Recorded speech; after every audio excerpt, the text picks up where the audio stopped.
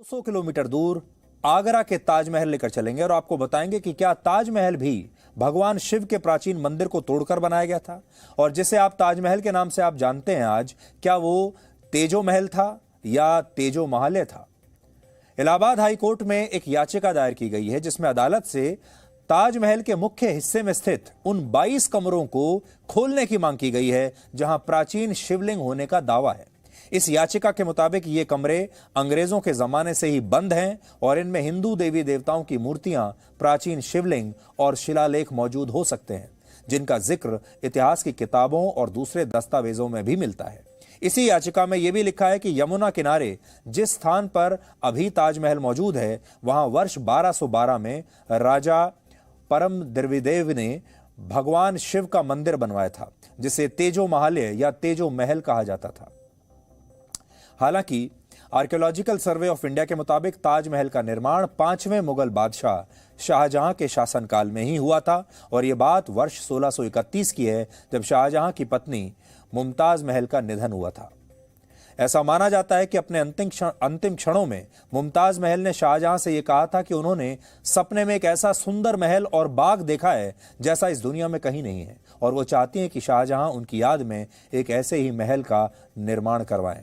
हालांकि ये बात बहुत कम लोग जानते हैं कि 17 जून 1631 को मुमताज महल के निधन के बाद उनके शरीर को आगरा के ताजमहल में नहीं बल्कि बुरहानपुर में तापी नदी के किनारे एक बाग में दफनाया गया था, और इसीलिए ताजमहल के निर्माण और उसके स्थान को लेकर हमेशा से विवाद रहा है।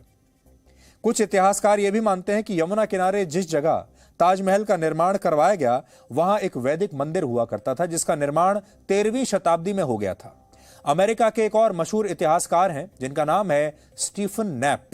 उन्होंने खुद अपने लेखों में इस बात का जिक्र किया है। हमारे देश में अक्सर बहुत सारे लोग हमारे अपने इतिहासकारों की बात मानते नहीं, लेकिन जब कोई विदेशी इतिहासकार इन बातों को लिखता है तो हमारे यहाँ सब उसकी बात मानने लगते हैं। इसलिए आपको एक अमेरिकी और विदेशी इतिहासकार के बारे में आज हमने बताया। इसके अलावा इस बात के भी साक्ष्य मौजूद हैं कि जिस जगह पर अभी ताजमहल है वहां पर राजा मानसिंह का एक महल हुआ करता था, जिसे शाहजहां ने राजा मानसिंह के पोते राजा जय सिंह से खरीद लिया था, और इस बात का जिक्र बादशाह नामा नामक पुस्तक में किया गया है। बादशाह नामा वही पुस्तक है जो खुद मुगलों के एक दरबारी इतिहासकार अब्दुल हमीद लाहौरी ने लिखी थी। यानी ये बात तो स्पष्ट है कि जिस जगह पर अभी ताजमहल है वहां पहले भी कोई ना कोई महल हुआ करता था। हालांकि इस बात के साक्ष्य नहीं मिलते कि शाहजहां ने इस इमारत को पूरी तरह से नष्ट किया था या नहीं। एक और बात, ताजमहल के मुख्य हिस्से में जो 22 कमरे मौजूद हैं, उनके आकार और बनावट को लेकर कहा जाता है कि ये कमरे पुरानी इमारत का ही हिस्सा हो सकते हैं। दूसरी बात, ताजमहल का निर्माण 1653 में पूरा हुआ था, जबकि औरंगजेब ने 1652 में अपने पिता शाहजहां को एक खत लिखा था जिसमें वो ये बता रहे थे कि ताजमहल की इमारत में कई जगह दरारें आ गई हैं और अगर इसकी मरम्मत नहीं हुई तो ये इमारत गिर सकती है। इसलिए सवाल भी उठता है कि जब ताजमहल 1653 में बनकर तैयार हुआ तो औरंगजेब इससे 1 साल पहले इसके जर्जर होने की बात क्यों कर रहे थे। इससे इस बात की संभावना बढ़ जाती है कि ताजमहल किसी पुरानी इमारत पर ही शायद बनाया गया हो। इसे लेकर आधिकारिक रूप से कोई जानकारी नहीं मौजूद है, और इन कमरों पर कब ताला लगाया गया था, आखिर इन्हें कब खोल दिया गया।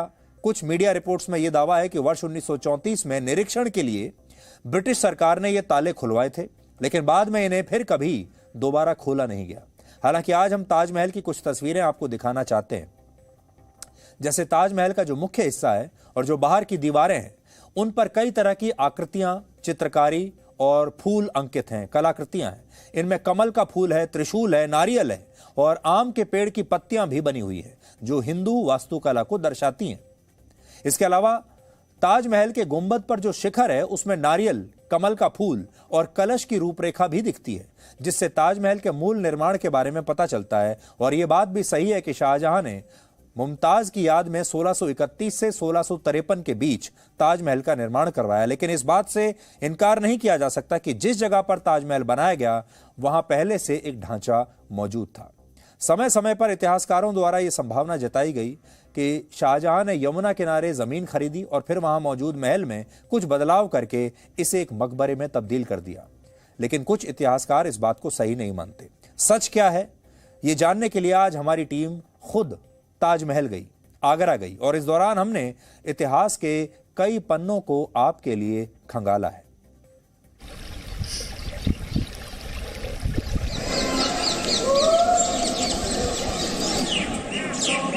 ताजमहल या तेजो महालय, मकबरा या मंदिर, ये विवाद एक बार फिर से जोर पकड़ रहा है और इस बार कोर्ट में पिटीशन लगी है ये तय करने के लिए कि ताजमहल के वो रहस्य, वो कमरे जो बंद हैं, जिन पर ताले लगे हैं, उन्हें खोल दिया जाए और ये जांच की जाए कि कहीं वहाँ पर देवी देवताओं का वास तो नहीं है। ये भी माना जाता है कि राजा मानसिंह से शाहजहां ने ताजमहल, जिसे आज कहा जाता है, इस इमारत को जब हथियाया था तब ये इमारत दरअसल एक मंदिर था और इसके नीचे शिवालय मौजूद है, भगवान शिव का मंदिर मौजूद है। हम सुन रहे हैं कि अंदर 20 कमरे हैं जो बंद रखे गए हैं, जिनमें न जाने हिंदू देवी देवता है आजकल अखबारों में पढ़ रहे हैं। नहीं, ऐसा कुछ नहीं क्या कहानी है? ये पूरा इस्लामिक आर्किटेक्चर है और it is mix with Indo Islamic architecture है। आप ये देखिए ताजमहल है, मगर जितनी मुंह उतनी बातें, मगर जो फैक्ट कमरे हैं उनकी क्या कहानी? वो तो सिर्फ एक उसको बैलेंस करने के लिए बनाए गए हैं। 16 हॉल्स हैं जिसको कि बैलेंस करा जाए, जैसे हवा आती रहे, इसमें आर पार जाती रहे। वो कोई रेसिडेंशियल पर्पज से यूज नहीं किए गए। और उन्हें बंद क्यों रखा गया है? वो सिर्फ एक सपोर्ट देने के लिए ताज को उसमें हॉल्स बनाए गए हैं जिससे इसकी नींव मजबूत रहे। अभी जो हालिया सवाल है वो ये है कि ताजमहल में कोई ऐसे 20 कमरे हैं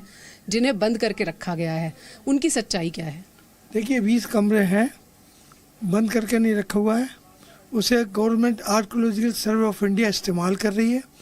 ताजमहल के अंदर आप नीचे जाइए, नीचे बाउंड्री वॉल बनी हुई है वाइट मार्बल की, एक मस्जिद है उसके सामने ताजमहल दिखता है, उसके अंदर आर्च बने हुए हैं, उस आर्च के बराबर एक लकड़ी का दरवाज़ा बना हुआ है, उस लकड़ी के दरवाजे खोल के अंदर देख लीजिए, वहाँ कमरे हैं। आपने तो बतौर गाइड भी काम किया है, आपने उन कमरों को देखा भी होगा कभी जब वो खुलते थे, फिर क्यों बंद किया गया उनको, क्या वजह रही? नहीं, ये बंद तो कभी नहीं होते, खुलते रहते हैं, साफ होते रहते हैं। आज से 50 साल पहले एक प्रोग्राम हुआ करता है, उसको बोलते हैं चमकी moon light. Moon light period time में भी वो खोले जाते थे और वहाँ पे इस्तेमाल किया जाता था। उसमें सीढ़ियाँ बल्लियाँ लगा के उसमें जीना बनाया जाता था। बेबुनियादी बातें लोग ज़्यादा कर रहे हैं, इन लोगों को पास और कुछ नहीं है, उनके पास सिर्फ यही है कि चैन अमन जो है हमारे आगरे में है, उसको अमन चैन को खलल डालना चाहते हैं। तो ये एक ताजमहल है और अब इससे जुड़े ऐसे बहुत सारे सवाल हैं जिनके कुछ जवाब हमने आपको यहाँ पर बताए, लेकिन जो अदालत गए हैं वो लोग ये कहते हैं कि साक्ष्यों के साथ जवाब मिल जाए तो तसल्ली हो जाए। और अब इस वक्त इलाहाबाद की अदालत में इसी बात की लड़ाई चल रही है कि ताजमहल या तेजो महालय, मंदिर या मकबरा, इन सवालों के जवाब अब आर्कियोलॉजिकल सर्वे ऑफ इंडिया को देने हैं। हम लखनऊ हाईकोर्ट गए हैं, हमने मांग की है कि यहाँ पे जो 22 कमरे हैं उनमें से 20 कमरे हमेशा से बंद रहे हैं, कभी ये कमरे खुले नहीं। हमने आरटीआई लगाई, ये जानने की कोशिश करी कि कमरे क्यों बंद हैं। एसआई की तरफ से जवाब आया कि ये सुरक्षा की दृष्टि से बंद है। तो आखिर ऐसा क्या सुरक्षा की दृष्टि से ऐसा क्या है उस कमरों में? क्या वहाँ पे भगवान शिव की मूर्ति है, अन्य देवी देवताओं की मूर्तियां हैं, जिसकी वजह से कमरे बंद किए गए हैं? एक मांग हमने ये करी है। दूसरी मांग हमने ये की है कि जो एक फैक्ट फाइंडिंग कमेटी सरकार द्वारा निर्धारित की जाए, जिसमें एसआई के कुछ लोग हों, इतिहासकार हों, और ये पता लगाया जाए कि वाकई में क्या ये राजा मान सिंह का पैलेस था या फिर ये शाहजहां द्वारा बनाया गया ताजमहल अपनी बीवी के याद में। मुझे किसी ने बताया कि 1932 में एक बार कुछ अंग्रेजों ने वहाँ पर खोजबीन की थी। उसके फोटोग्राफ पुराने कुछ मौजूद हैं आज भी, उसमें क्या था किसी को नहीं पता आज तक।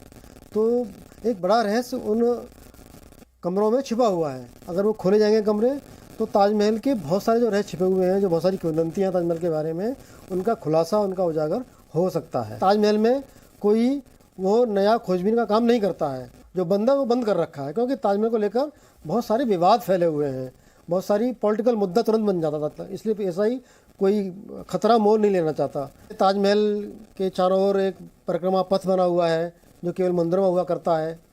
जो बाहर के जो कब्रें हैं उनके चारों ओर परिक्रमा पथ बना हुआ है जो केवल मंदिरों का हिस्सा होता है। भूगर्भ में कब्रें हैं जिनको हम असली कब्र कहते हैं, वो केवल एक मंदिरों में हुआ करता है, वो कब्रें हैं। उन कब्रों में हम जाएं ताजमहल के अंदर तो कब्रों के जो दीवार हैं दोनों ओर दीवारों को पत्थर और ईंटें लगाकर ठूस कर बंद किया, मतलब कुछ छुपाया गया है। वहाँ से मुझे क्या लगता है, वहाँ से अंदर जाने के रास्ते हैं जिनको जानबूझकर बंद किया गया, जो 22 कमरों की ओर जाते हैं, जिनको खोलने की बात चल रही है इस समय।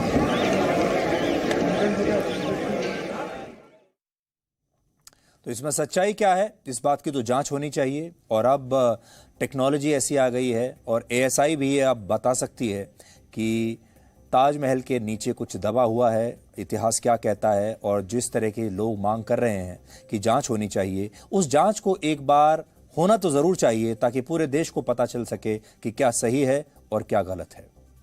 अब एक ब्रेक ले रहे हैं। ब्रेक के बाद हम रशिया के